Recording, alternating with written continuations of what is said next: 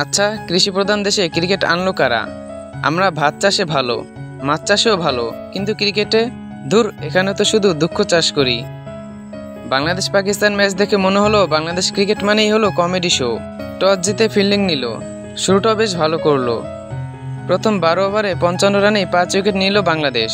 আমি ভাবলাম আজকে আমরা আসলে টাইগার, কিন্তু শেষে বুঝলাম না ভাই, টাইগার না, বিড়ালও না, গরিব একখানা ইঁদুর। পাকিস্তান শেষমেশ করলো 135 রান।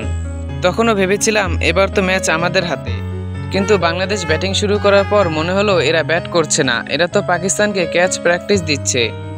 শেষমেশ 124 রানে গুটিয়ে গেল। ফাইনালের টিকিট কাগজ কেটে ডাস্টবিনে ফেলে দিল।